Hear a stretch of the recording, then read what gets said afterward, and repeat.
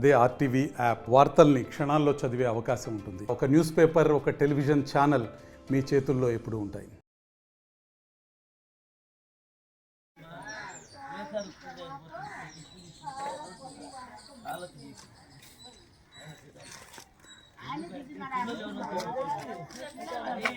పశ్చిమ ప్రకాశం జిల్లాలో క్షుద్ర పూజలు కలకలమైతే రేగిన పరిస్థితి. ఈరోజు తెల్లవారుజామున కూడా ఒక ప్రధానమైన ప్రాంతంలో అంటే ఖమ్మం నగరంలోని మూడుకోడల ప్రాంతంలో క్షుద్ర పూజలు జరిగినట్టు స్థానికులకు గుర్తించి పోలీసులకు కూడా ఫిర్యాదు చేశారు.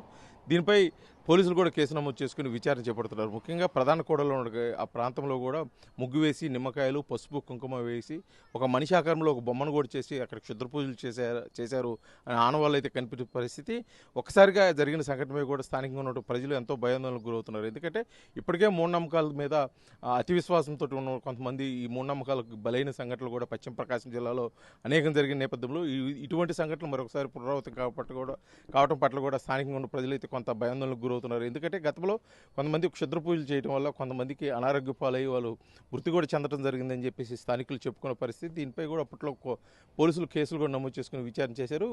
ఒకరి వల్ల మాకు క్షుద్ర పూజలు చేశారు, వారి వల్లే మాకు ఇటువంటి గతి పట్టిందని చెప్పేసి వారిపై కూడా దాడులు జరిగిన సంఘటన అదే ప్రాంతంలో జరిగిన నేపథ్యంలో మరొకసారి ఖమ్మం నగరంలో ఇటువంటి క్షుద్ర పూజలు కలకలం రేగటం పట్ల కూడా స్థానికులు అయితే కొంత భయాందోళనకు గురయ్యారు. దీనికి ప్రధాన కారణం ఎవరు చేశారు, కావాలని చేశారా లేకపోతే ఏదైనా కారణంతో చేశారా, అసలుకి ఎందుకు చేశారు అనే విషయం మీద కూడా పోలీసులు అయితే నిగ్గుదేల్చాల్సిన పరిస్థితి ఉంది.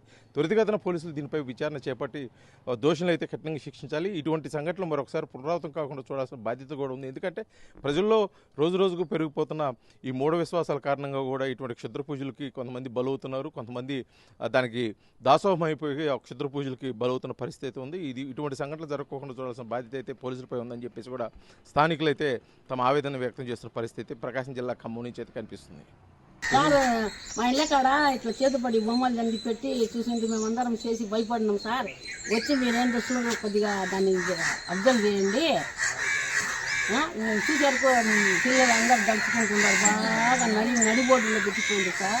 రెండు బొమ్మలు చేసి పెట్టిపోయింది. అది మీరేం చేస్తారో ఇంటి ఆయన ఫోన్ చేసిండు మాకు, ఎవరో చెప్పినారా అని. మేము చేసి మేము కూర్చొని ఇట్లా పరిశాన్ అవుతున్నాం సార్. నా పేరు భాగ్యలక్ష్మి, అబ్బర్ కాలనీ. తెల్లారుదామున 4 గంటలకు బాబన్న ఫోన్ చేసిండు. ఏదో ఇంటి ముందు నుగ్గేసి పూలు చల్లి ఉన్నారు, బయటకు వచ్చి చూడమ్మా అన్నాడు. నేను వచ్చి చూసేటానికి అందరు వచ్చి పిల్లలు పెద్దలు అందరూ వచ్చి చూస్తున్నారు. రుద్ర పూజలు అంటాయి, బొమ్మలు అవి పెట్టి పూజ చేసి కొన్ని కోసి పెట్టున్నారు.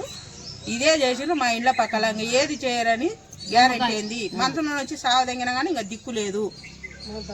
ఇది ఇంతవరకు కాలనీ పుట్టినాక మేము ఎరగము. ఇది ఎవరు చేసిండ్రో ఏమో మాకేమో తెలియట్లేదు.